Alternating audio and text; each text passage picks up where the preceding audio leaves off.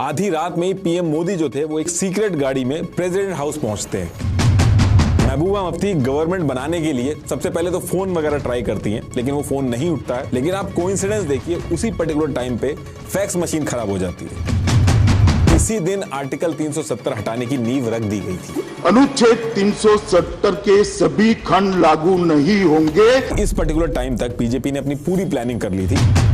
Advisory जारी की जाती है कि डिवोटीज यात्रा बीच में ही रोक दें और जो कश्मीर वैली है उसको छोड़ के वहां से बाहर चले जाएं। यानी कि इसकी वजह से आर्टिकल 370 को हटाना बहुत ही टेढ़ी खीर हो गई थी। नेहरू जी आर्मी भेजने के बहुत खिलाफ थे, लेकिन सरदार वल्लभ भाई पटेल जबरदस्ती आर्मी भेज देते हैं। जब पाकिस्तान को इतना पीछे कर दिया था, थोड़ा और पीछे कर देना चाहिए था। बीच में यूएन में जाने की क्या जरूरत थी कि एक देश में दो विधान, दो निशान, दो प्रधान नहीं चलेंगे।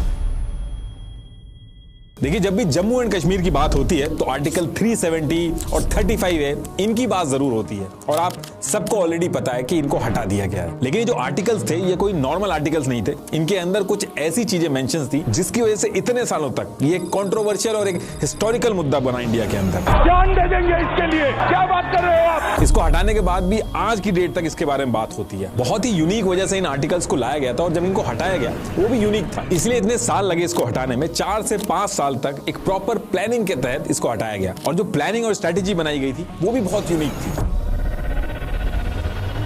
और वही चीज मैं आज आपको बहुत ही डिटेल में बताऊंगा कि ये लाया क्यों गया था और क्या तरीके यूज हुए थे इसको हटाने के लिए। एंड आई एम श्योर आपको ऐसा लगेगा जैसे कोई चाणक्य नीति की मूवी चल रही हो, इतना दिमाग लगा के इसको हटाया गया था। बट इसको समझने के लिए हमें थोड़ा सा पीछे जाना पड़ेगा।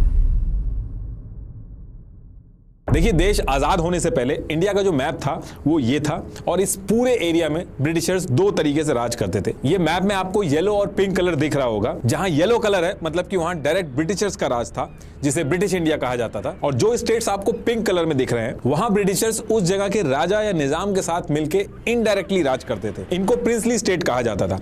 इन प्रिंसली स्टेट्स में राजा अपने स्टेट की सभी इंटरनल चीजें खुद संभालते थे। बस डिफेंस, फॉरेन अफेयर और कम्युनिकेशन जो था ये चीजें ब्रिटिश गवर्नमेंट के हाथ में होती थी। और ये जो जम्मू एंड कश्मीर है, हैदराबाद, जोधपुर, ये सब प्रिंसली स्टेट्स थे। ऐसे करके करीब 565 प्रिंसली स्टेट थे। आगे बढ़ने से पहले मैं आपसे एक काफी कॉमन प्रॉब्लम डिस्कस करना चाहता हूं जिसके बारे में रिसेंटली कुछ सब्सक्राइबर्स ने भी मुझसे पूछा था। ये इंडियन मेल्स में एक बढ़ती प्रॉब्लम होती जा रही है और वो है हेयर लॉस। जनरली हमने अपने दिमाग में एक चीज फिक्स कर रखी है कि अगर हमारे माँ बाप में से किसी को हेयर फॉल की प्रॉब्लम थी मतलब हम भी गंजे हो जाएंगे और इस जेनेटिक हेयर लॉस का कोई इलाज नहीं है। अब देखिए, ये बात तो सच है कि ऐसे केसेस में गंजे होने का रिस्क रहता है, लेकिन अगर आप टाइमली एक्शन लें तो इससे बचा जा सकता है। आपके सामने मैं उन लोगों के रिजल्ट्स दिखाना चाहता हूं जिनको जेनेटिक हेयर लॉस होना शुरू हुआ लेकिन उन्होंने मैनेज कर लिया इसको। जेनेटिक हेयर लॉस जो होता है वो DHT हार्मोन से होता है जो सभी मेल्स में होता है, लेकिन जिनके बाल DHT से सेंसिटिव होते हैं उनमें ये हेयर लॉस पैदा करता है। और ये जो सेंसिटिविटी है ये डाइट, लाइफस्टाइल, स्ट्रेस से इंक्रीज हो सकती है। तो इसका जो ट्रीटमेंट है वो भी ये सारी चीजें समझ के करना चाहिए, जो ट्राया एकदम अच्छी तरीके से करता है। ट्राया का हेयर टेस्ट आपके हेयर लॉस का स्टेज, रीजन, टाइप आइडेंटिफाई करेगा और फिर आपको कस्टमाइज ट्रीटमेंट देगा। इनके बाकी 93% कस्टमर्स की तरह मैंने खुद इससे काफी इंप्रूवमेंट देखा है। आप भी ट्राया ऐप डाउनलोड करके फ्री हेयर टेस्ट लेकर अपना कस्टमाइज किट लीजिए और 5 से 6 महीने में रिजल्ट्स देखिए। मेरा कूपन कोड 20NR यूज करने पर आपको 20% डिस्काउंट भी मिल जाएगा। लिंक मैंने डिस्क्रिप्शन में दे दिया है। तो टॉपिक पे वापस आते हैं। अब देखिए, होता क्या है कि जब ब्रिटिशर्स का इंडिया से जाने का टाइम आता है तो ब्रिटिश गवर्नमेंट 2 जून 1947 को एक माउंटबेटन प्लान लेके आती है जिसमें यह था कि ब्रिटिश इंडिया को रिलीजियस डेमोग्राफी यानी कि हिंदू मुस्लिम पॉपुलेशन के हिसाब से 2 देशों में बांट दिया जाएगा। और ये जो प्लान था इसमें सबसे इंपॉर्टेंट बात यह थी कि ब्रिटिश इंडिया को ही बांटा जाएगा। ये जो प्रिंसली स्टेट्स थी ये इसमें इंक्लूडेड नहीं थी। इस प्लान में यह कहा गया था कि जो प्रिंसली स्टेट है उनकी मर्जी है, वो इंडिया के साथ रहना चाहे तो इंडिया के साथ रहें, पाकिस्तान के साथ रहना चाहे तो पाकिस्तान के साथ रहें, या फिर उनका अगर मन है कि वो इंडिपेंडेंट रहना चाहती हैं तो इंडिपेंडेंट रह सकती है। तो उस टाइम पे ऐसे एरिया वाइज पॉपुलेशन रहती थी। डार्क ग्रीन वाला जो एरिया आप देख रहे हैं इसमें मुस्लिम पॉपुलेशन जो थी वो मेजॉरिटी में थी। तो ये जो माउंटबेटन प्लान था इसको 18 जुलाई 1947 को इंडिया इंडिपेंडेंस एक्ट 1947 के नाम से लागू करके बंटवारा शुरू कर दिया जाता है, जिसमें बंगाल के 2 हिस्से होते हैं। ईस्ट बंगाल जो था वो पाकिस्तान के पास गया, फिर पंजाब के 2 हिस्से होते हैं जिसमें वेस्ट पंजाब जो था वो पाकिस्तान के पास गया, सिंध और ये जो पूरा बलूचिस्तान प्रोविंस है ये पाकिस्तान के पास गया, और बाकी जो ब्रिटिश इंडिया का पार्ट था वो सारा का सारा इंडिया के पास गया। और फिर इसके बाद 14 अगस्त 1947 को पाकिस्तान और 15 अगस्त 1947 को इंडिया आजाद होता है। ये जो एरिया था इस तरीके से बांटा गया था। ये जो खाली पार्ट आपको दिख रहा है ये सारे प्रिंसली स्टेट थे, छोटे छोटे प्रिंसली स्टेट थे यहाँ पे। अब ये जो प्रिंसली स्टेट थे इनको इंडिया की तरफ से सरदार वल्लभ भाई पटेल और पाकिस्तान की तरफ से जिन्ना अपने अपने खेमे में जोड़ने के लिए ट्राई करना स्टार्ट करते हैं। पाकिस्तान के पास ये सारे प्रिंसली स्टेट्स आ जाते हैं और बाकी जितने बचते हैं वो इंडिया के पास आ जाते हैं। अब ये सारी चीजें जितनी आसानी से मैं बता रहा हूं कि ये ऐसे डिवाइड हो गए थे, इतनी आसानी से नहीं हुए थे। कुछ को लालच देके, कुछ को डंडे के जोर पे, बहुत ही मुश्किलों से इन प्रिंसली स्टेट्स को साथ में जोड़ा गया था। तो जब भी इन प्रिंसली स्टेट को जोड़ा जाता था तो ये जो इंस्ट्रूमेंट ऑफ एक्सेशन डॉक्यूमेंट है ये साइन कराया जाता था। इस डॉक्यूमेंट में मेनली वही सेम चीजें थी जो ब्रिटिशर्स के साथ जो अरेंजमेंट था, सेम वही अरेंजमेंट इस डॉक्यूमेंट के अंदर भी लिखा गया था। डिफेंस, फॉरेन अफेयर और कम्युनिकेशन, इनको छोड़ के जो बाकी इंटरनल मैटर है वो राजा खुद देखेगा। बाकी फिर टाइम के साथ आगे चल के इनसे मर्जर एग्रीमेंट भी साइन करा लिया गया था, जिसमें इनकी जो रियासतें थी वो पूरी तरीके से इंडिया के साथ जुड़ गई थी। अब देखिए जितने भी प्रिंसली स्टेट थे, छोटे बड़े जितने भी थे, सबका मैटर सॉल्व हो गया था, लेकिन 3 जगह पे आके बात फंस गई थी और वो 3 जगह थी जम्मू एंड कश्मीर, जूनागढ़ और हैदराबाद। और रीजन इसके पीछे यह था कि जूनागढ़ और हैदराबाद में राजा मुस्लिम था, लेकिन इनके स्टेट के अंदर जो मेजॉरिटी थी वो हिंदू जनता थी। ऐसे ही जम्मू एंड कश्मीर में राजा हिंदू था, लेकिन जो पॉपुलेशन थी उनमें मेजॉरिटी जो थी वो मुस्लिम्स की थी। और इन तीनों प्रिंसली स्टेट्स को अपनी तरफ करने के लिए पाकिस्तान और इंडिया में बहुत ज्यादा बहस चालू हो गई थी। जूनागढ़ का जो नवाब था महाबत खान रसूल खान जी, इन्होंने क्या किया था, इन्होंने अपने स्टेट के अंदर जो दीवान रखा था वो शाह नवाज भुट्टो इसको बनाया था। इसका जूनागढ़ से कुछ लेना देना नहीं था, ये कराची से था। तो जूनागढ़ के राजा के साथ साथ ये जो दीवान था इसका झुकाव भी पाकिस्तान की तरफ था। और फिर 15 अगस्त 1947 को जब जूनागढ़ की पाकिस्तान और इंडिया से जुड़ने की बात चल रही थी तो जूनागढ़ के निजाम और राजा ने कहा कि वो पाकिस्तान के साथ जाके मिलेंगे और इन्होंने 15 सितंबर 1947 को पाकिस्तान के साथ इंस्ट्रूमेंट ऑफ एक्सेशन साइन कर दिया। और इसी पर्टिकुलर टाइम पे जम्मू एंड कश्मीर और हैदराबाद यहां भी इसी तरीके के डिस्कशन चल रहे थे, वो भी अभी आगे बताऊंगा। पहले जूनागढ़ का मैं बता देता हूं आपको। अब जूनागढ़ के राजा ने जब इंस्ट्रूमेंट ऑफ एक्सेशन साइन वगैरह किया तो सरदार वल्लभ भाई पटेल जो थे ये बहुत ज्यादा गुस्सा हो जाते हैं कि एक तरफ तुमने ये कह के पार्टीशन करवा दिया कि हिंदू और मुस्लिम साथ में नहीं रह सकते, और दूसरी तरफ जो हिंदू मेजोरिटी वाला स्टेट है उसको आप अपने में मिला रहे हो। वहीं जिन्ना का कहना था कि इस हिसाब से तो जम्मू एंड कश्मीर में मुस्लिम ज्यादा हैं तो वो तो हमें मिलना चाहिए, इसलिए कश्मीर हमें दे दो। और फिर इधर से कहा जाता था कि इंडिया तो सेकुलर कंट्री है, यहाँ तो किसी भी रिलीजन के लोग रह सकते हैं। तो ये सारी बहस जब चल रही थी तो इसी बीच क्या होता है कि जूनागढ़ के अंडर में 2 रियासतें थी, मंगरोल और बवरियावाद। तो इनके जो राजा थे वो इंडिया के साथ मिल गए और पेपर वगैरह भी साइन करने लगे। और इसके बाद इंडिया ने आर्मी भेज के जूनागढ़ को चारों तरफ से घेर लिया था। ऐसा इसलिए किया गया था ताकि जूनागढ़ का जो कनेक्शन है किसी भी तरीके की सप्लाई वगैरह पाकिस्तान से ना आ पाए। अब ये सारी चीजें देख के निजाम जो था वो डर गया था, वो जूनागढ़ छोड़ के सीधे पाकिस्तान भाग जाता है। और फिर इसके बाद ये डिसाइड होता है कि जूनागढ़ का क्या होना है इसका फैसला जूनागढ़ की जो जनता है वो करेगी। फिर 28 फरवरी 1948 को प्लेबिसाइड होता है और रिजल्ट में 99.95% वोट इंडिया के फेवर में आ जाता है और इस तरीके से जूनागढ़ जो था वो इंडिया का पार्ट बन जाता है। ये स्टोरी जो जूनागढ़ की है ये अभी आपको इररिलेवेंट लग रही होगी, लेकिन अभी आगे जब मैं जम्मू एंड कश्मीर की बात करूंगा तब आपको थोड़ा सा इसका रेलेवेंस समझ में आएगा। और अब बात करते हैं हैदराबाद की। इसी टाइम पे हैदराबाद में भी इशू चल रहे थे, तीनों जो स्टेट है सेम टाइम पे इशू चल रहे थे। अब हैदराबाद में पॉपुलेशन हिंदू मेजोरिटी में थी, लेकिन निजाम मीर उस्मान अली खान का जो मन था वो ये था कि वो इंडिपेंडेंट रहे और अगर मजबूरी में किसी कंट्री के साथ मिलना भी है तो पाकिस्तान से मिले। लेकिन हैदराबाद को अगर आप देखोगे तो वो इंडिया के बीचों बीच है, तो ये चीज पॉसिबल नहीं थी और इंडिया के लिए भी बहुत बड़ा थ्रेट हो जाता कि बीच में ऐसे कोई जगह होती जो पाकिस्तान बनी हुई होती। तो इंडिया की तरफ से बैक टू बैक बातचीत स्टार्ट होना शुरू होती है और काफी प्रेशर डेवलप होता है। तो निजाम क्या करता है कि वो 1 साल का टाइम मांगता है और स्टैंड स्टिल एग्रीमेंट जो होता है वो साइन कर लेता है। इसमें वो कहता है कि 1 साल तक वो जैसी सिचुएशन है वैसी रहेगी और उसके 1 साल के बाद हम लोग डिसाइड करेंगे कि हैदराबाद और इंडिया का कैसा रिलेशन रहेगा। और इंडिया इस पर्टिकुलर टाइम में बड़ी आसानी से ये चीज मान जाता है क्योंकि जम्मू एंड कश्मीर में भी इंडिया फंसा हुआ था, तो वो पहले वहां डील कर रहा था। लेकिन हैदराबाद का जो निजाम था उसने इस 1 साल के अंदर पहले तो पाकिस्तान के साथ मिलकर स्ट्रेटेजी बनाना स्टार्ट किया,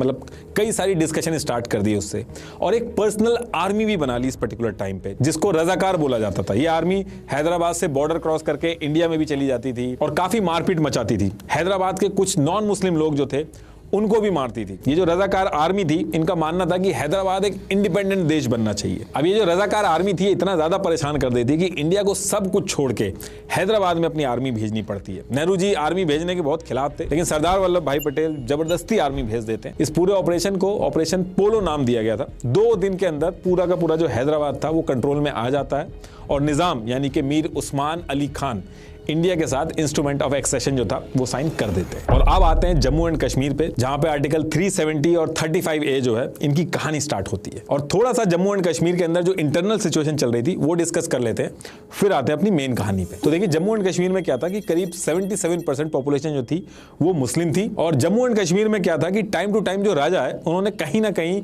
अपनी जनता के बीच में भेदभाव रखा। जब मुस्लिम राजा आया तो उसने हिंदुओं को दबा के रखा, और जब हिंदू राजा आए तो उन्होंने मुस्लिमों को दबा के रखा। तो जम्मू एंड कश्मीर में जो राजा हरि सिंह थे उनके ऊपर भी ऐसे आरोप लगते थे कि वो हिंदुओं को फेवर करते हैं। एक स्टेट सब्जेक्ट लॉ 1927 बनाया था राजा हरि सिंह ने, जिसमें एलिगेशन थे इनके ऊपर कि ये हिंदुओं को गवर्नमेंट जॉब में प्रायोरिटी देते हैं। तो इन सारी चीजों को लेके जम्मू कश्मीर के अंदर जो मुस्लिम्स थे वो प्रोटेस्ट वगैरह टाइम टू टाइम करते रहते थे। और सबसे बड़ा जो प्रोटेस्ट हुआ था वो ईयर 1931 में हुआ था। और इसी टाइम पे एक आदमी था शेख अब्दुल्ला वहां पे, जो अभी फारूक अब्दुल्ला उनके फादर, तो ये राजा के खिलाफ आवाज उठाना शुरू कर देते हैं कि राजा को हटाओ और डेमोक्रेसी लेके आओ। तो इस पर्टिकुलर टाइम पे ये चल रहा था कि इंडिया के अंदर ब्रिटिशर से नेहरू जी जो थे वो लड़ाई कर रहे थे, और सेम टाइम पे शेख अब्दुल्ला जो था वो कश्मीर के अंदर राजा के खिलाफ मुहिम चला रहा था, लड़ाई कर रहा था। और अपनी बात आगे रखने के लिए शेख अब्दुल्ला ने all Jammu and Kashmir Muslim conference नाम से एक पार्टी बनाई थी, जो आगे चल के सेकुलर दिखाना था उनको, तो उसका नाम चेंज करके नेशनल कॉन्फ्रेंस रख दिया गया था। और ये जो पॉलिटिकल पार्टी है ये अभी भी है।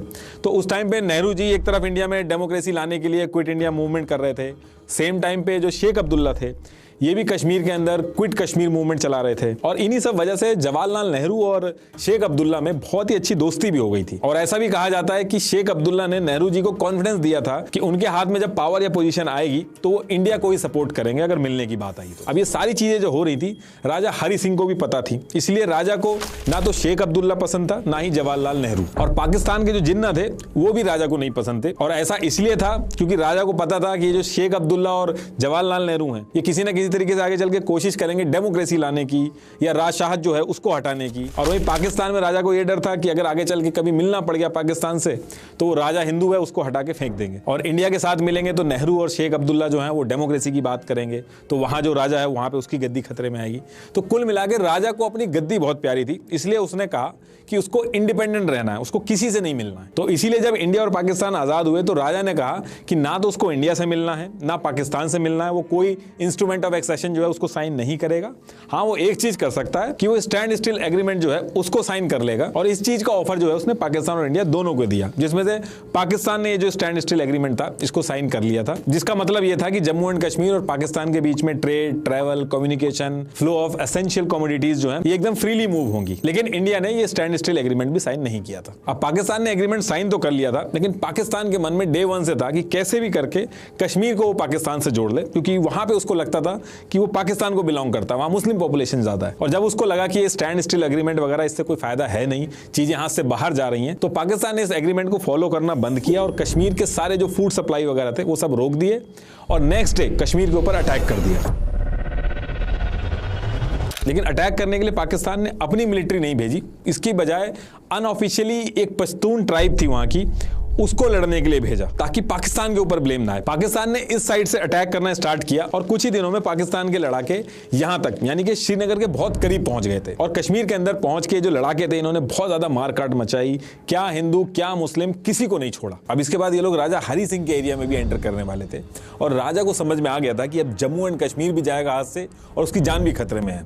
तो तुरंत वो इंडिया की तरफ मुंह करता है और इंडिया से मदद मांगता है। अब इंडिया का कहना था कि जम्मू एंड कश्मीर ने इंस्ट्रूमेंट ऑफ एक्सेशन तो साइन किया नहीं है, जम्मू एंड कश्मीर अभी इंडिया का पार्ट तो बना नहीं है, तो हम मदद नहीं कर सकते। तो राजा हरि सिंह ने 26 अक्टूबर 1947 को इंस्ट्रूमेंट ऑफ एक्सेशन साइन किया और जम्मू एंड कश्मीर इंडिया का पार्ट बन गया। अब कश्मीर का डिफेंस, एक्सटर्नल अफेयर और कम्युनिकेशन इंडिया की जिम्मेदारी हो जाती है। इसके साथ साथ नेहरू जी ने राजा हरि सिंह से यह भी डिमांड की थी शेख अब्दुल्ला, जिसको जेल में बंद किया गया, उसको भी निकाल दें और शेख अब्दुल्ला को पीएम बनाने के लिए भी नेहरू जी ने राजा को कन्विंस कर लिया था। जवाहरलाल नेहरू पूरी तरीके से कॉन्फिडेंस में थे कि जम्मू एंड कश्मीर के इंडिया से मर्जर की जब बात आएगी तो शेख अब्दुल्ला इंडिया के साथ खड़ा रहेगा। तो ये सारी चीजें सेट होने के बाद अगले दिन 27 अक्टूबर 1947 को इंडिया की सिख बटालियन कश्मीर में एयर ड्रॉप की जाती है और ये जो पाकिस्तान के लड़ाके आए हुए थे इन्होंने जो एरिया कैप्चर कर रखा था इनको पीछे करना स्टार्ट करती है। अब ये लड़ाई इंडिया वर्सेस पाकिस्तान में बदल गई थी। अब 20 दिसंबर 1947 को इंडियन कैबिनेट डिस्कस करती है कि अगर ये मैटर यूएन में ले जाएंगे तो इंस्ट्रूमेंट ऑफ एक्सेशन जो है वो हमने साइन कर रखा है, इसलिए यूएन पाकिस्तान को कश्मीर से बाहर निकालने के ऑर्डर देगा। और रही बात जम्मू एंड कश्मीर को बाद में इंडिया से मिलाने की, तो उसको लेकर नेहरू जी कन्विंस थे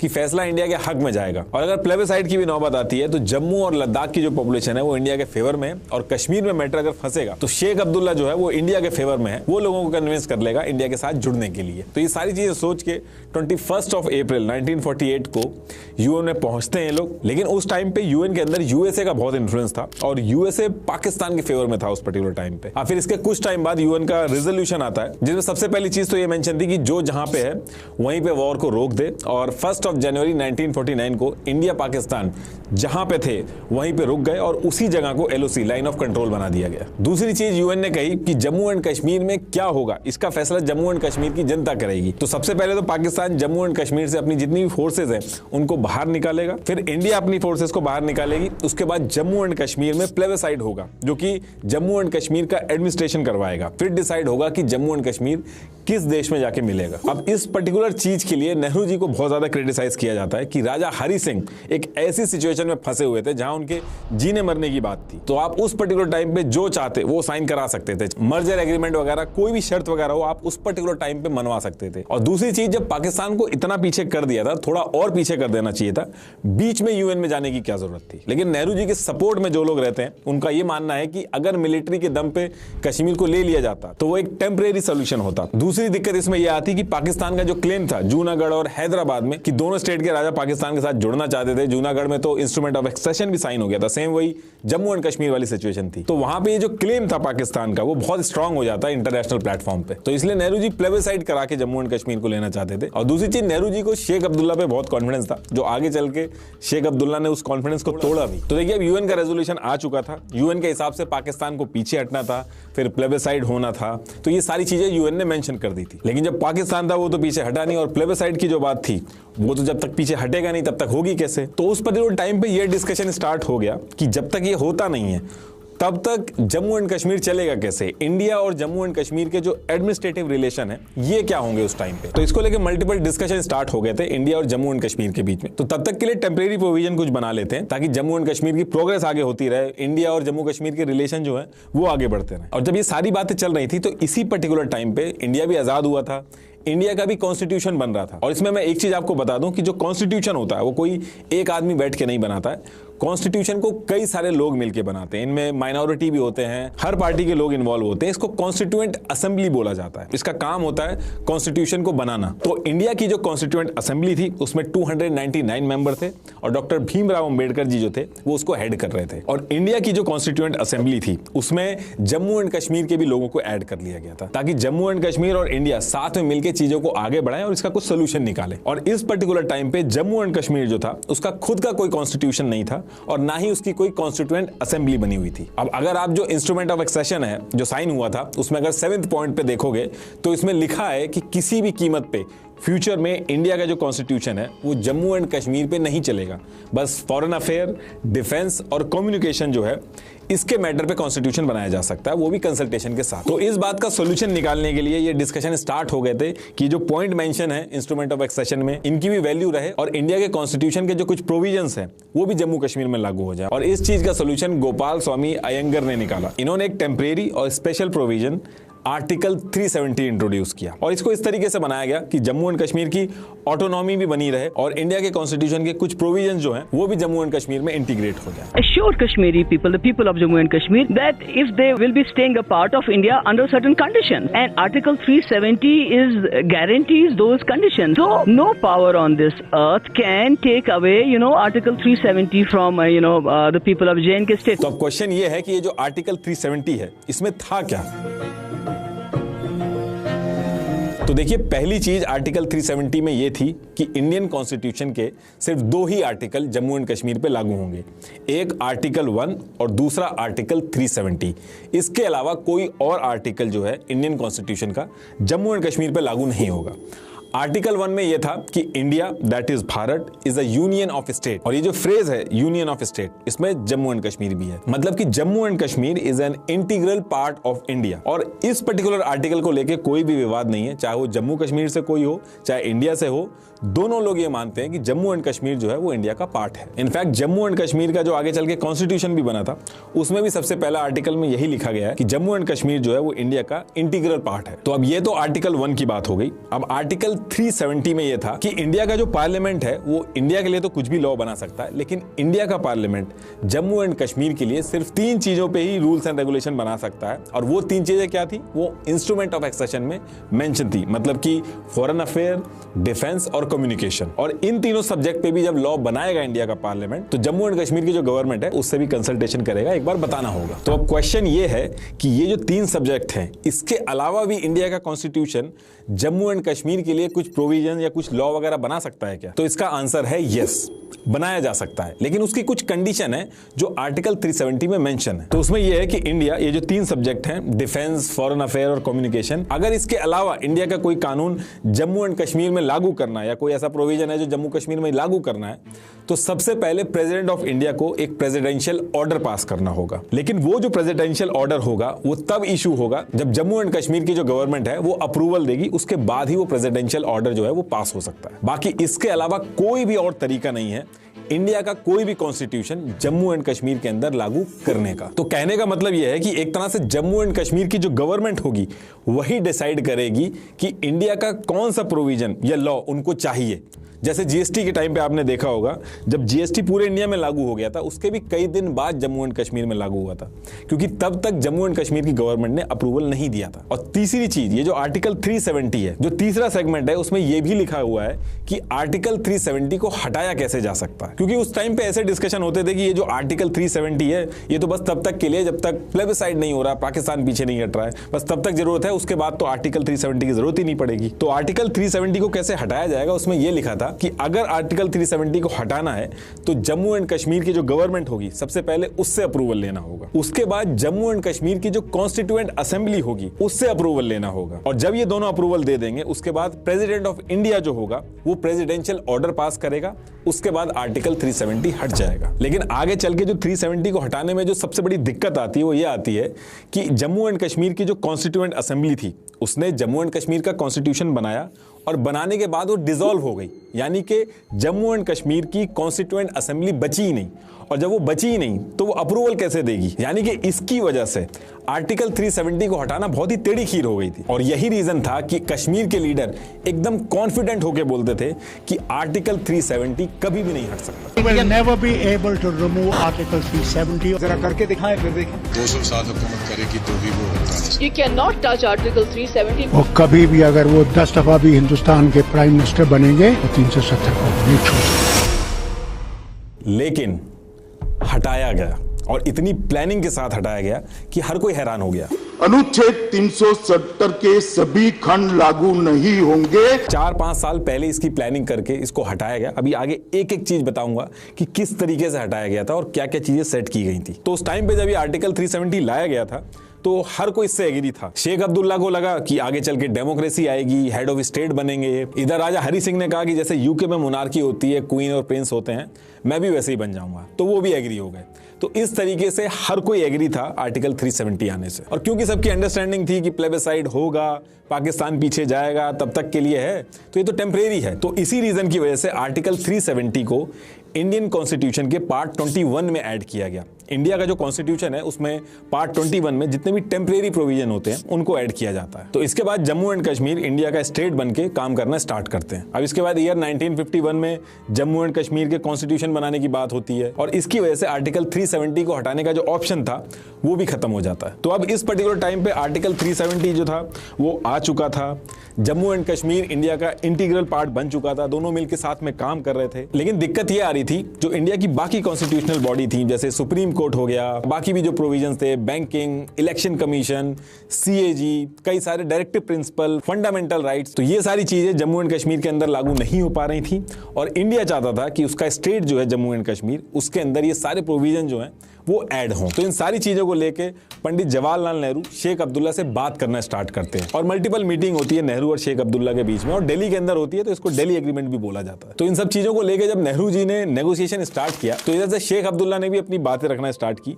उसने कहा कि आप प्रोविजन तो ऐड करना चाह रहे हो, लेकिन कश्मीर का अपना खुद का झंडा होगा, उसका खुद का अपना PM होगा जिसको सदर ए रियासत बोला जाएगा। इसके साथ साथ जम्मू एंड कश्मीर का एक स्टेट सब्जेक्ट लॉ 1927 था, इसकी भी डिमांड करी शेख अब्दुल्ला ने कि ये भी एप्लीकेबल होना चाहिए। अब क्वेश्चन ये है कि ये स्टेट सब्जेक्ट लॉ 1927 क्या है? तो देखिए 1927 में राजा हरि सिंह इसको लेके आए थे जम्मू एंड कश्मीर की जो लोकल पॉपुलेशन थी उनके राइट्स एंड आइडेंटिटी को प्रोटेक्ट करने के लिए, ताकि आसपास के एरिया के जो बिजनेसमैन थे और वर्कर थे उस टाइम पे जम्मू एंड कश्मीर में आते थे तो वहां की आइडेंटिटी या डेमोग्राफी चेंज ना कर दें। इस वजह से इस लॉ को लाया गया था। इस लॉ में मेनली यही था कि बाहर से कोई आदमी आएगा तो वो लैंड नहीं खरीद सकता, गवर्नमेंट जॉब जो होगी वो उसको नहीं मिलेगी, जो जम्मू एंड कश्मीर के परमानेंट लोकल रहने वाले हैं उनको मिलेगी, परमानेंट रेजिडेंट कौन होगा वो डिसाइड होगा इसमें। तो ये सारी चीजें थी इसमें। तो जवाहरलाल नेहरू इस पे कहते हैं कि जो तीनों चीजें हैं, जो स्टेट लॉ है आपका 1927 वाला, झंडे वाला जो सिस्टम है और जो 2 PM की आप बात कर रहे हो, हम ये तीनों चीजें मान लेते हैं। लेकिन अब नेहरू जी ने ये कह तो दिया था, लेकिन ये करना आसान नहीं था, क्योंकि अगर जम्मू एंड कश्मीर में 2 फ्लैग होंगे, 2 प्राइम मिनिस्टर होंगे और स्टेट सब्जेक्ट लॉ मान लिया जाए तो ये तो एक तरह से इंडिया के अंदर डिस्क्रिमिनेशन हो गया। जो इंडिया के बाकी सिटीजन है उनके लिए डिस्क्रिमिनेशन हो गया। इंडियन कॉन्स्टिट्यूशन के चैप्टर ऑफ फंडामेंटल राइट्स है, आर्टिकल 14, आर्टिकल 19, आर्टिकल 21, इनके हिसाब से तो इंडियन सिटीजन में कभी भी डिस्क्रिमिनेशन नहीं होना चाहिए। जैसे मान लो मैं लखनऊ में रहता हूं और मैं कल को गुड़गांव शिफ्ट हो जाता हूं, तो कुछ टाइम बाद मेरी कॉन्स्टिट्यूएंसी चेंज की जा सकती है, मैं गुड़गांव से भी वोट कर सकता हूं, लेकिन जम्मू एंड कश्मीर में मैं जाके 50 साल भी रह लूं तो ऐसा नहीं कर सकता। तो ये चीज इंडिया के बाकी जो स्टेट के लोग थे उनके साथ तो डिस्क्रिमिनेशन हो गया, क्योंकि वो लोग जम्मू एंड कश्मीर में जाके ना तो जमीन खरीद सकते, ना गवर्नमेंट जॉब उनको मिलेगी, चाहे वो कितने भी साल रह ले वहां पे। अभी डिस्क्रिमिनेशन तो था, लेकिन उसके बाद भी इसको लाया गया, अलग अलग कॉन्स्टिट्यूशनल रेमेडीज जो होती हैं उनका यूज करके इसको लाया गया। और वो इसलिए लाया गया ताकि इंडिया के जो बाकी प्रोविजन है, जैसे सुप्रीम कोर्ट, इलेक्शन कमीशन, ये सारी चीजें जम्मू कश्मीर के अंदर भी लागू हों, और वो बहुत जरूरी थी। और यही वो टाइम था जब आर्टिकल 370 के अंडर आर्टिकल 35A लाया गया। और जिस तरीके से आर्टिकल 370 में मेंशन था कि पहले प्रेसिडेंशियल ऑर्डर लाना होगा, फिर जम्मू एंड कश्मीर की जो स्टेट होगी वो परमिशन देगी, तो ठीक उसी तरीके से आर्टिकल 35A को आर्टिकल 370 के अंदर लाया गया। इसीलिए आप देखोगे कि जो चीजें मेंशन है आर्टिकल 35A में, वो सब वही जम्मू एंड कश्मीर का जो स्टेट सब्जेक्ट लॉ 1927 है उसी से मिलती जुलती हैं। अब क्योंकि इसकी वजह से 2 फ्लैग हो गए थे, 2 PM बन गए थे, और परमानेंट रेजिडेंस के जो रूल थे वो भी अलग थे, तो इसी वजह से आगे चल के लोग इसको कहते थे कि ये तो एक तरह से जम्मू एंड कश्मीर के अंदर ड्यूअल सिटीजनशिप है। तो आगे चल के आर्टिकल 35A जो था उसको बहुत क्रिटिसाइज किया जाता था, लेकिन उस पर्टिकुलर टाइम पे जब ये लागू हुआ था तो पूरे इंडिया में जश्न मनाया गया था। वो इसलिए क्योंकि इंडियन कॉन्स्टिट्यूशन के मेजॉरिटी ऑफ प्रोविजन जो थे वो इंप्लीमेंट हो गए थे जम्मू एंड कश्मीर में, और जम्मू एंड कश्मीर के लोग थे वो भी खुश हो गए थे, क्योंकि उनको लग रहा था कि जब तक प्लेबिसाइड होगा, इंडिया के जो सिटीजन हैं वो यहाँ आके जमीनें खरीद लेंगे, यहाँ की सिटीजनशिप ले लेंगे, तो यहाँ की डेमोग्राफी चेंज हो जाएगी। तो ये जो आर्टिकल 35A है ये जो इंप्लीमेंट हो गया, तो इसकी वजह से उनकी डेमोग्राफी खराब नहीं होगी, तो वो भी बहुत खुश थे। अब देखिए, जब ये आर्टिकल 35A इसको जब इंप्लीमेंट करने की बात चल रही थी तो शेख अब्दुल्ला के तेवर और एम्बिशन दोनों बदल चुके थे। जो कॉन्फिडेंस वो इंडिया को पहले दे रहे थे, अब इस पर्टिकुलर टाइम पे वो चीज चेंज हो चुकी थी। इनफैक्ट हर चीज में वो मना करने लगे थे, और इंटेलिजेंस की रिपोर्ट से ये भी पता चला था कि इन्होंने पाकिस्तान के साथ भी नेगोशिएशन स्टार्ट कर दी थी। इनफैक्ट आर्टिकल 35A को ये रोकने के चक्कर में भी थे। तो फिर इसी टाइम पे इनके ऊपर एक देशद्रोह का केस सामने आता है, जिसे कश्मीर कॉन्स्पिरेसी केस भी कहते हैं।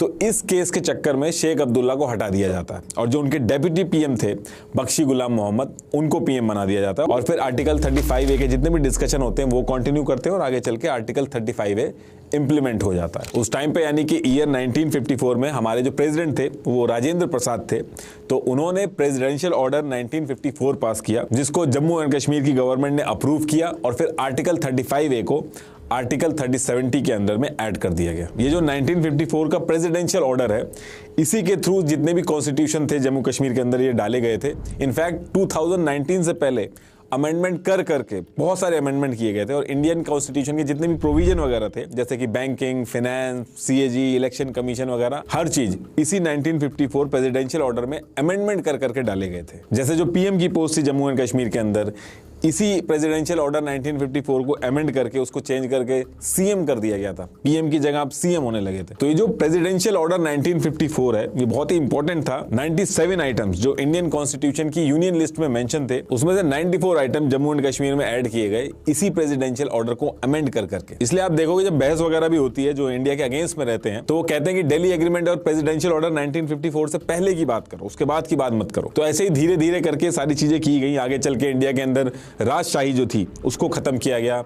इंडिया चाइना वॉर हुई, इंडिया पाकिस्तान की वॉर हुई, पाकिस्तान की तरफ से इंसर्जेंसी भी काफी हुई जम्मू एंड कश्मीर के अंदर, क्योंकि वॉर में पाकिस्तान हार रहा था तो उसने कश्मीर में इंसर्जेंसी करके कश्मीर के अंदर जो प्रॉक्सी वॉर वगैरह होती है उसका सहारा लिया, जिसकी वजह से मल्टीपल ऐसे इवेंट हुए, 40,000 से ज्यादा लोगों की जान गई और हजारों इंडियन आर्मी के जवान शहीद हुए। तो इस पूरे टाइम पे कश्मीर में क्या क्या इवेंट हुए, कितना अनरेस्ट था, वो आपको ऑलरेडी पता है। तो ये जो सारे इवेंट हुए इसके बाद जम्मू एंड कश्मीर रीजन की जो डेमोग्राफी थी वो भी चेंज हुई। और वो कैसे हुई एक बार जल्दी से वो भी दिखा देता हूं आपको। उसके बाद डायरेक्ट आर्टिकल 370 कैसे हटा उसकी बात करेंगे। ये लाइन है, ये जम्मू से शुरू होती है NJ 9842 तक। यही लाइन LOC है जहां पे लड़ाई रुकी थी। इसके बाद कई सालों बाद इंडिया को पता चलता है कि पाकिस्तान इस एरिया को लेने का प्लान कर रहा है। तो इंडिया सियाचिन ग्लेशियर जो था उसके अंदर भी अपनी आर्मी बैठा देती है, जिससे NJ 9842 से बढ़ के LOC जो है वो यहां तक हो गई। इस पॉइंट को इंदिरा कोल कहा जाता है। फिर आगे चल के आपको पता है कि चाइना ने हमसे ये पार्ट ले लिया। ये पाकिस्तान ऑक्यूपाइड कश्मीर है, ये 3 पार्ट में चल रहा है। ये पार्ट जिसको सक्शाम वैली बोलते हैं, तो ये पार्ट तो पाकिस्तान ने चाइना को दे दिया। बाकी जो एरिया है उसको पाकिस्तान ने 2 पार्ट में डिवाइड कर दिया। एक गिलगिट बाल्टिस्तान जिसको पाकिस्तान खुद चला रहा है, और दूसरा ये मीरपुर मुजफ्फराबाद वाला एरिया जिसको पाकिस्तान आजाद कश्मीर के नाम से बुलाता है। इसको पाकिस्तान एक इंडिपेंडेंट स्टेट कहता है। यहाँ पे इन्होंने एक अलग से प्रेसिडेंट, पीएम ये सब अपॉइंट कर दिए, हालांकि चलाता इसको पाकिस्तान ही है। और अब बात करते हैं कि जो आर्टिकल 370 है ये हटा कैसे। तो देखिए होता क्या है कि सेम टाइम पे बीजेपी जो पॉलिटिकल पार्टी है वो बहुत तेजी से ऊपर आ रही थी, और बीजेपी के जो नेता थे वो आर्टिकल 370 और नेहरू जी ने जिस तरीके से इस पूरी सिचुएशन को डील किया था इससे बहुत गुस्सा थी। इनफैक्ट बीजेपी ने आगे चल के अपने मैनिफेस्टो में भी डाल रखा था कि हमारी सरकार बनेगी तो हम आर्टिकल 370 को हटा देंगे। उस टाइम पे मोदी जी ऐसे धरना देते थे, लाल चौक में फैसला हो जाएगा किसने अपनी मां का दूध पिया। और आपने नारे भी सुने होंगे बीजेपी के नेताओं के मुंह से कि एक देश में 2 विधान 2 निशान 2 प्रधान नहीं चलेंगे। एक देश में 2 विधान 2 प्रधान और 2 निशान नहीं चलेंगे तो वह नहीं ही चलेंगे। लेकिन हो ये रहा था कि बीजेपी जम्मू एंड कश्मीर के अंदर चुनाव तो लड़ रही थी लेकिन उतनी सीट्स नहीं मिल रही थी। और फिर इसके बाद ईयर आता है 2014, और फिर 25 नवंबर 2014 से 20 दिसंबर 2014 तक जम्मू एंड कश्मीर में इलेक्शन होते हैं, और बीजेपी पूरी जान लगा के इलेक्शन लड़ती है। और इस बार जब रिजल्ट आता है तो हर कोई शॉक था। बीजेपी जिसको ज्यादा सीटें नहीं मिलती थी जम्मू एंड कश्मीर में, उसको 25 सीटें मिली, जो कि पीडीपी से 3 सीटें पीछे थी। पीडीपी को 28 सीट मिली थी। और इस इलेक्शन में बीजेपी ने जो नंबर अचीव किया था उसकी वजह से सिचुएशन ऐसी बन रही थी कि बीजेपी के सपोर्ट के बिना जम्मू एंड कश्मीर में गवर्नमेंट बनाना मुश्किल हो रहा था, क्योंकि बाकी जितनी पार्टी थी उनमें भी लड़ाई थी। तो फिर यहां से बीजेपी ने क्या किया, पीडीपी जो कि आइडियोलॉजिकली बिल्कुल अपोजिट है बीजेपी से, उससे बात करना स्टार्ट किया। और अचानक से पता चलता है कि 25 फरवरी 2015 को अमित शाह और महबूबा मुफ्ती प्रेस कॉन्फ्रेंस कर देते हैं, और फिर 1 मार्च 2015 को दोनों मिलके जम्मू एंड कश्मीर में सरकार बना लेते हैं। ये पहली बार था जब बीजेपी ने पीडीपी का सपोर्ट किया था। और ये जो डेट है 1 मार्च 2015, ऐसा माना जाता है कि इसी दिन आर्टिकल 370 हटाने की नींव रख दी गई थी। जो डिमांड थी पीडीपी की, बीजेपी ने सारी की सारी मान ली थी। मुफ्ती मोहम्मद सईद को सीएम बनाना था, बीजेपी मान गई, और बीजेपी के निर्मल कुमार सिंह जो थे उनको डेप्यूटी सीएम बना दिया गया था। और बीजेपी इसमें कोई इंटरफेरेंस नहीं करती है, वो चुपचाप मान जाती है। अब इसके 1-2 साल तक ये लोग सरकार चलाते हैं। उसके बाद डेट आती है 19 जून 2018, और ऐसा माना जाता है कि इस पर्टिकुलर टाइम तक बीजेपी ने अपनी पूरी प्लानिंग कर ली थी। हालांकि ये एक अजम्पशन है, इसका कोई प्रूफ नहीं है, लेकिन ऐसा कहा जाता है। तो अब होता क्या है कि 19 जून 2018 को अचानक से बीजेपी ने सपोर्ट वापस ले लिया पीडीपी से। तो अब सपोर्ट वापस ले लिया तो इसका क्या मतलब हुआ? तो इसका मतलब ये हुआ कि टेक्निकली उस पर्टिकुलर टाइम पे जम्मू एंड कश्मीर में कोई भी गवर्नमेंट नहीं बची थी। और जम्मू एंड कश्मीर के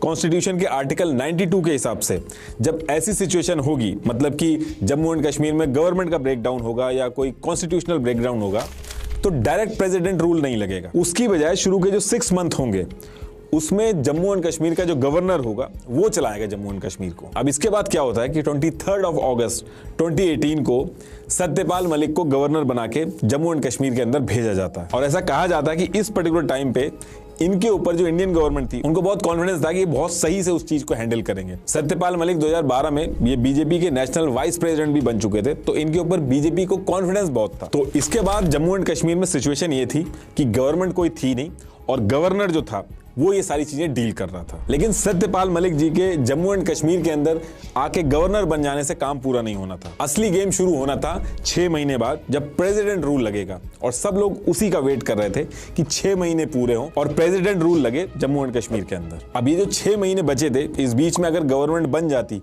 तो दिक्कत आती आर्टिकल 370 को हटाने में। देखिए अभी थोड़ा सा वेट करिएगा, अभी ये जो सारी चीजें मैं बता रहा हूँ ये अभी सेंस करेंगी, ये सारी चीजें जाके एक ही जगह मिलेंगी। तो ये जो 6 महीने का टाइम था, इस पर्टिकुलर टाइम पे बीजेपी का बिल्कुल मन नहीं था गवर्नमेंट बनाने का, तो वो अपना चुपचाप बैठ जाती है। अब बीजेपी तो बैठ जाती है, लेकिन इसके बाद क्या होता है कि बाकी पार्टियां जो थी, जैसे पीडीपी, कांग्रेस, नेशनल कांग्रेस, इन सब के डिस्कशन स्टार्ट हो जाते हैं और ये सब अपने डिफरेंसेस जो थे इनके, उनको दूर करके 21 नवंबर 2018 को, यानी कि 6 महीने पूरे होने से जस्ट 1 महीना पहले ही कोशिश करते हैं गवर्नमेंट बनाने की, और ये तीनों पार्टियां एक साथ आ जाती हैं। और ये जो तीनों पार्टियां थी, ये उस पर्टिकुलर टाइम पे क्लूलेस थी, ये सरकार बनाने में लगी थी, लेकिन इनको कुछ आइडिया नहीं था कि आगे होने क्या वाला है। तो इसके बाद 21 नवंबर 2018 को ये जो पार्टियां थी, ये गवर्नर यानी कि सत्यपाल मलिक को रीच करती हैं। महबूबा मुफ्ती गवर्नमेंट बनाने के लिए सबसे पहले तो फोन वगैरह ट्राई करती हैं, लेकिन वो फोन नहीं उठता है। उसके बाद वो फैक्स भेजती हैं गवर्नमेंट बनाने के लिए गवर्नर सत्यपाल मलिक को, लेकिन आप कोइंसिडेंस देखिए, उसी पर्टिकुलर टाइम पे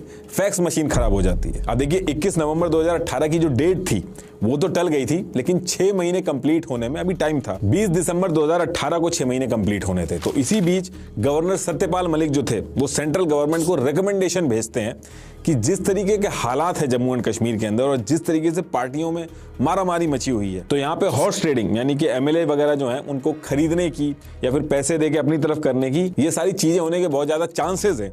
तो ऐसी सिचुएशन में गवर्नमेंट फॉर्म करना सही नहीं रहेगा, और ये जो रिकमेंडेशन थी ये एक्सेप्ट हो जाती है। अब इसके बाद डेट आती है 20 दिसंबर 2018। इस दिन 6 महीने पूरे होते हैं और जम्मू एंड कश्मीर के कॉन्स्टिट्यूशन के हिसाब से जो प्रेसिडेंट रूल है वो लग जाता है। अब जब भी प्रेसिडेंट रूल लगता है तो प्रेसिडेंट खुद आके स्टेट को नहीं चलाते हैं, वो एक नोटिफिकेशन जारी करते हैं जिसमें सारी चीजें मेंशन होती हैं कि उनके बिहाफ पे स्टेट को कौन चलाएगा और कैसे चलाएगा।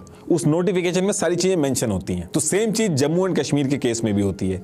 20 दिसंबर 2018 को 6 महीने पूरे होते हैं और 19 दिसंबर 2018 को प्रेसिडेंट एक नोटिफिकेशन जारी करते हैं।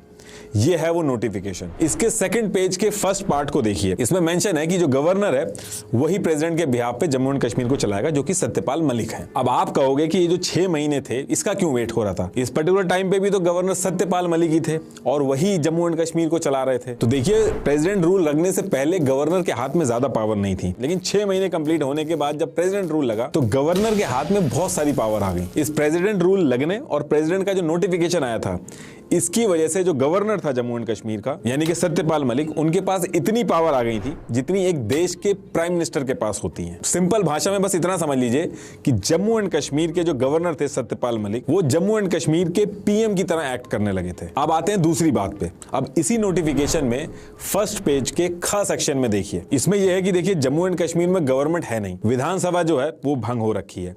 तो विधानसभा का जो काम है वो किसी ना किसी को तो करना होगा ना, तो करेगा कौन? तो इस प्रेसिडेंट नोटिफिकेशन का जो खास सेक्शन है, तो इसमें ये चीज बताई गई है क्योंकि विधानसभा भंग हो गई है तो उसकी जगह पे इंडिया का जो पार्लियामेंट है उसके बिहाफ पे एक्ट करेगा। अब आपको समझ में आ गया होगा कि 6 महीने का वेट क्यों हो रहा था और ये जो प्रेसिडेंट रूल आने के बाद जो ये जो नोटिफिकेशन आया था ये कितना इंपॉर्टेंट हुआ। इससे हुआ ये कि जम्मू एंड कश्मीर की जो पीएम की पोजीशन थी वो इंडियन गवर्नमेंट की तरफ से भेजे गए गवर्नर सत्यपाल मलिक उनकी हो गई और जम्मू एंड कश्मीर की जो पूरी लेजिस्लेटिव असेंबली है वो इंडिया की पार्लियामेंट हो गई। अब आगे चल के अगर जम्मू एंड कश्मीर के अंदर कोई चीज लानी है तो उसके अप्रूवल में जो दिक्कत आती थी वो खत्म हो गई इस एक नोटिफिकेशन से। मतलब कि महबूबा मुफ्ती और उमर अब्दुल्ला वगैरह इनकी जो पार्टियां थी, इनके हाथ से पावर शिफ्ट होके सेंट्रल गवर्नमेंट के हाथ में पहुंच गई थी। अब इतना काम करने के बाद जम्मू एंड कश्मीर की जो सिक्योरिटी थी उसके ऊपर ध्यान दिया गया क्योंकि कई सारी दिक्कतें खड़ी हो सकती थी।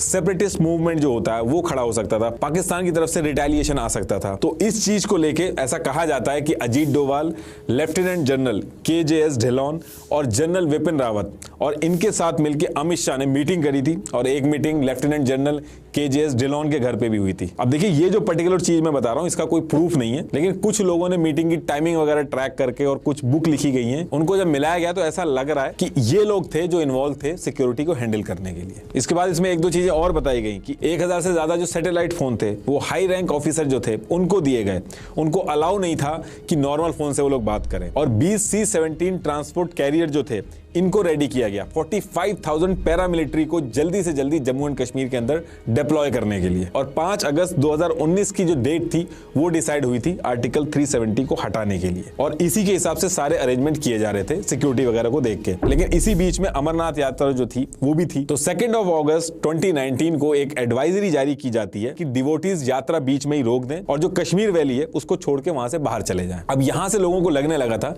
कि शायद कुछ बड़ा होने वाला जम्मू एंड कश्मीर के अंदर।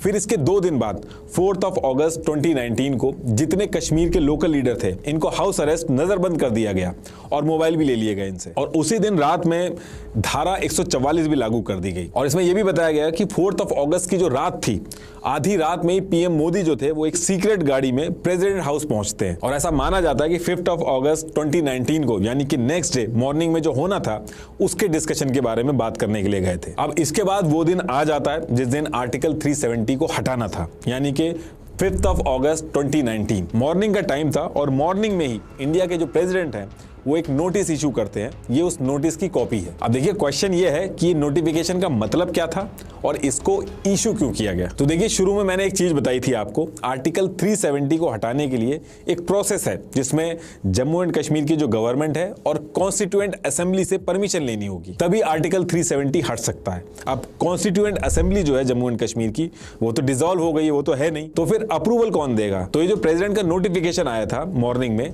ये उसी चीज का सोल्यूशन था इसके अंदर। इस नोटिफिकेशन की पहली लाइन पढ़िए, हमने जम्मू एंड कश्मीर की गवर्नमेंट से परमिशन ले ली है, यानी कि सत्यपाल मलिक से परमिशन ले ली है। बाकी नीचे जो इसमें पूरा लिखा गया है इसमें सिंपल सा मतलब यह है कि आज से जम्मू एंड कश्मीर की जो लेजिस्लेटिव असेंबली है उसको ही कॉन्स्टिट्यूएंट असेंबली बोला जाएगा। ये देखिए 2D जो है ये इसमें लिखा है। तो अब क्वेश्चन ये है कि क्या ऐसा पॉसिबल है, लीगली ऐसा पॉसिबल है कि किसी भी चीज का नाम चेंज करके उसका कुछ और नाम कर दो। तो देखिए हमारे कॉन्स्टिट्यूशन के आर्टिकल 367 में ऐसे अमेंडमेंट होते हैं और ये चीज की जा सकती है। इसके साथ साथ फर्स्ट पॉइंट का पहला और दूसरा पार्ट देखिए, ये कह रहा है कि ये जो प्रेसिडेंट ऑर्डर 1954 था जिसको अमेंड कर करके जम्मू एंड कश्मीर में प्रोविजन वगैरह ऐड किए गए, इसको पूरी तरीके से हटा के उसकी जगह ये नया प्रेसिडेंट ऑर्डर 2019 है ये लागू होगा। इसमें यह है कि जो भी इंडिया का कानून होगा वो as it is Jammu and Kashmir पे लागू हो जाएगा बिना किसी एक्सेप्शन के। तो मॉर्निंग में जैसे ये नोटिफिकेशन आया इसके आते ही आर्टिकल 35A वगैरह सब राइट अवे खत्म हो गए। अब इसके थोड़ी देर बाद अमित शाह राज्यसभा पहुंचते हैं, लेकिन अमित शाह जब राज्यसभा के अंदर घुस रहे थे तो एक रिपोर्टर ने इनकी फोटोग्राफ ले ली थी एक डॉक्यूमेंट के साथ। ये वो पिक थी, इसको आप जूम करोगे तो ये फोटो है। इसमें मेंशन है कि कौन कब क्या काम करेगा और इससे ही समझ में आ गया था कि रात में पीएम मोदी प्रेसिडेंट से मिलने क्यों गए थे। और पूरे मीडिया में इस पिक की वजह से हल्ला हो गया था और लोगों को समझ में आ गया था कि आर्टिकल 370 हटाने की तैयारी चल रही है। तो इसके बाद अमित शाह जो थे उनकी एंट्री राज्यसभा के अंदर होती है और अब टाइम था आर्टिकल 370 का पूरी तरीके से हटने का। अब यहाँ पे अमित शाह जो थे वो रेजोल्यूशन लेके आए थे और उनका काम यह था कि इस रेजोल्यूशन को पास कराना, यानी कि अब वोटिंग होगी राज्यसभा और लोकसभा में और अगर मेजोरिटी में वोटिंग आ जाती है तो ये जो रेजोल्यूशन है ये पास हो जाएगा। तो अब क्वेश्चन ये है कि इस रेजोल्यूशन के अंदर था क्या। तो देखिए ये उस रेजोल्यूशन की कॉपी है। तो इसमें यह था कि आर्टिकल 370 के जितने भी पार्ट हैं ये सारे के सारे खत्म होंगे। दूसरी चीज, इंडिया का constitution as it is Jammu and Kashmir पर लागू हो जाएगा बिना किसी एक्सेप्शन के। और इस रेजोल्यूशन को इस तरीके से बनाया गया था कि आगे चल के कोई और गवर्नमेंट भी आएगी तो उसको भी हटाने में दिक्कत आएगी। तो इसके बाद वोटिंग हुई लोकसभा और राज्यसभा दोनों जगह पे रेजोल्यूशन पास हो गया और जैसे ये पास हुआ प्रेसिडेंट ऑफ इंडिया ने इसको अप्रूव कर दिया। अब ये होते ही आर्टिकल 370 पूरी तरीके से जम्मू एंड कश्मीर से हट चुका था और अब Indian government Jammu and Kashmir में रूल बनाने के लिए उसको अप्रूवल नहीं लेना होगा। तो इस तरीके से आर्टिकल 370 को हटाया गया। लास्ट में एक बार फिर से आपको बता दूं, ट्राया ऐप डाउनलोड करके अपना फ्री हेयर टेस्ट लेकर अपना कस्टमाइज किट लीजिए और 5 से 6 महीने में रिजल्ट्स देखिए। लिंक मैंने डिस्क्रिप्शन में दे दिया है। Thank you.